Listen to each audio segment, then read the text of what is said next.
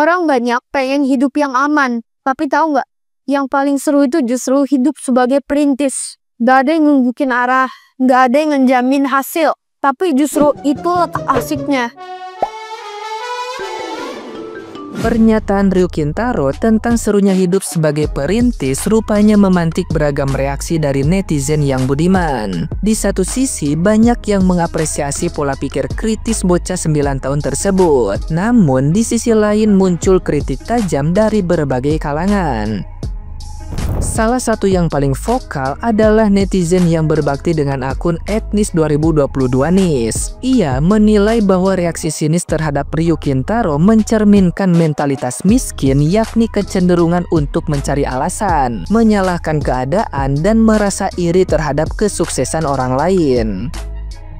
Menurutnya, terlalu banyak orang dewasa yang lebih sibuk mengeluh ketimbang memperbaiki diri. Mereka sering berkomentar sinis, menyebut Ryukintaro hanya anak kecil yang kebetulan lahir dari keluarga kaya. Padahal yang perlu dilihat adalah kemauan dan cara berpikirnya yang maju.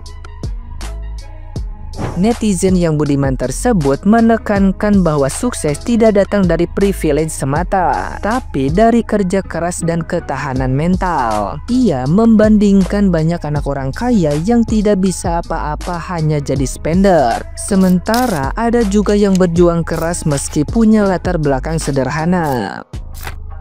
Ia mengkritik keras generasi muda yang alergi pada tekanan kerja, cepat mengeluh, dan ingin sukses instan hanya dengan jadi afiliator.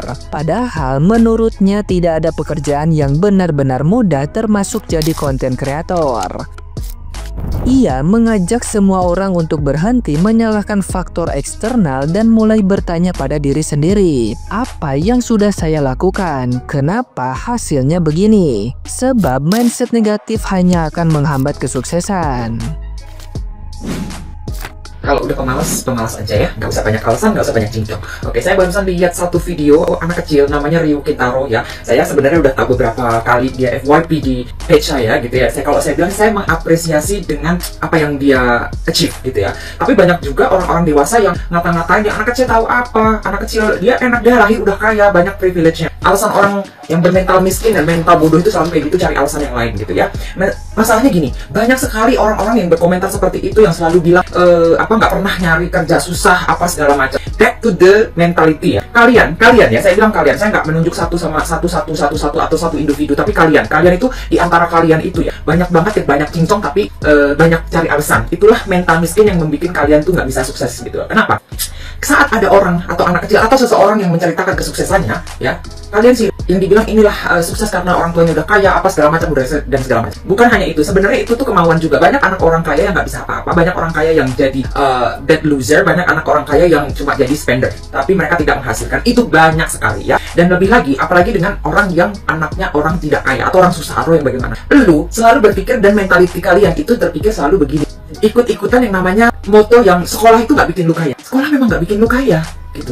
Tetapi sekolah itu bisa membuatmu pintar untuk memilih gimana cara menjadi kaya gitu loh. Karena berbisnis itu tidak mudah. Berbisnis itu naik turun, jatuh, nyesot apa segala macam. Dipikir bisnis itu gampang. Dipikir lu berhenti kerja jadi afiliator tuh gampang. Enggak gampang. Dan kebanyakan afiliator juga nggak semuanya apa yang dia tampilkan tuh betul gitu loh. Kalian jangan berpikir kayak orang-orang afiliator yang bergede-gede gitu loh. Banyak sekali afiliator yang cuma sebulan, seminggu itu nggak dapat apa-apa juga banyak gitu. Kalau mentality kalian itu selalu menyalahkan orang dan tidak melihat diri sendiri, oh iya dia anak kecil tapi sudah bisa berpikir seperti itu. Back to Ryukintaro ya gitu. Saya sebagai orang yang orang tua gitu melihat dia, oh gila anak ini memiliki daya pikir seperti itu. Nggak semua orang seperti itu memiliki pikiran kritis. Tapi buat orang-orang yang bermental miskin, bermental bodoh dan selalu bermental menyalahkan eksternal tapi tidak melihat internal, itu selalu bilang ada tuh satu kokoh siapa sih itu yang mata muncul, anak kecil digituin, yang mata muncul itu ya kamu itu gitu loh. Kamu tuh nggak bisa ngelihat dari segi apa yang terjadi gitu. Anak kecil, nggak semua anak kecil begitu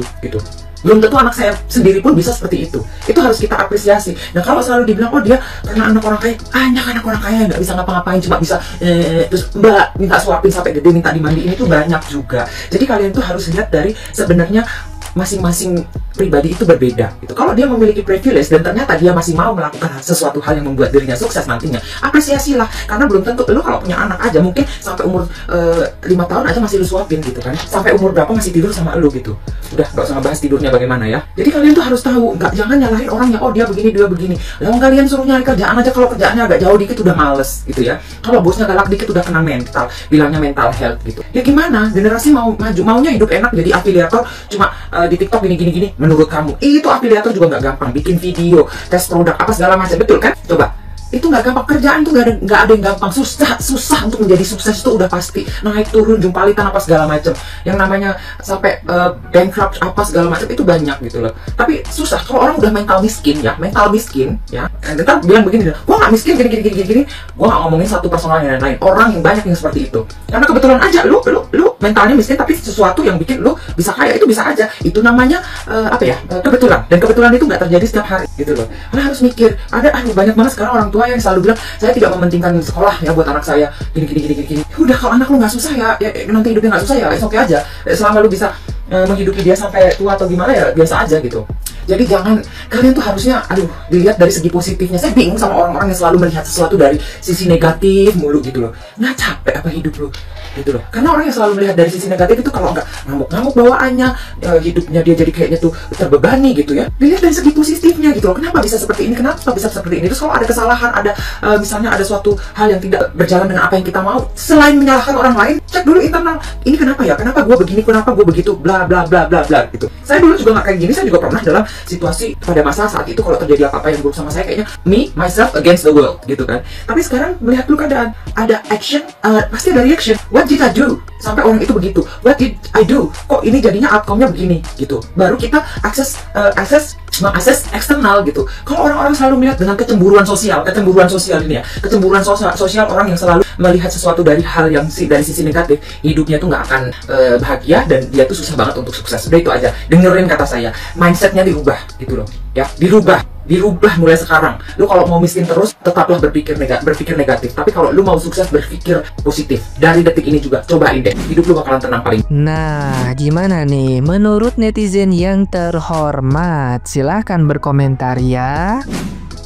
Habis pulang kerja terus lihat videonya Ryu Kintaro yang bilang kalau jadi perintis itu asik, dan itu benar sekali, betul ya. Apalagi kalau bisa merasakan akhir bulan gak megang uang, terus gajian bulan depan itu kita udah tahu sisanya berapa, itu kita udah tahu, itu asik banget. Jadi yang bilang jadi perintis nggak asik berarti mainnya kurang jauh ya. Jadi buat Dek Ryu Kintaro terima kasih, saya jadi tambah semangat ya. BTW utangannya bro, lagi ada duit, anjay. Stop hujat Ryu Kintaro, si bocil perintis. Ya karena dia cuman bocil dan pasti ada yang brief. Yang harus disalahin ya orang-orang dibalik konten si paling perintis. Ya buat gue pribadi sebenarnya kontennya positif-positif aja, gak ada yang salah sama omongannya. Karena ya emang faktanya jadi perintis jauh lebih membanggakan daripada sekedar jadi pewaris. Asalkan endingnya ya sukses. Makanya konten kayak gitu jauh lebih cocok dibawain sama perintis yang udah jadi orang sukses. Yang menurutku ini juga pembelajaran buat Ryu Kintaro. Kalau nggak semua hal bisa diomongin seenak jidat, apalagi yang relate sama masyarakat. Tapi ya gue juga mohon banget sama netizen, kita jangan bully berlebihan. Dia masih bocil, takut kena mentalnya. Lagian gue lihat-lihat juga banyak banget konten-konten positif yang udah di-share sama si Ryu Kintaro ini. Jauh lebih baik daripada konten-konten yang gak mendidik. Contohnya ya kayak konten-konten yang cuma bisa ngebahas soal kehamilan public figure. Belakangan kan lagi rame nih, si anak ini usia 9 tahun udah bikin bisnis, terus dia ngomongin soal pewaris dan perintis. Maksud gue, kenapa banyak orang yang rapuh sekali kepercayaan dirinya gitu loh. Maksudnya mas-mas umur 25, 30 komentarin ini, sampai ada yang ngomong, coba deh tuh anak disuruh hidup sendirian tanpa orang tua, pasti nggak bisa, bla bla bla. Maksud gue ya emang pasti nggak bisa karena dia masih 9 tahun. Dan kenapa kepercayaan diri kita terganggu segitunya sama omongan anak 9 tahun. Dan menurut gue itulah alasan kenapa dia 9 tahun aja udah bisa sukses. Karena saingannya ya orang-orang negatif kayak lu pada gitu.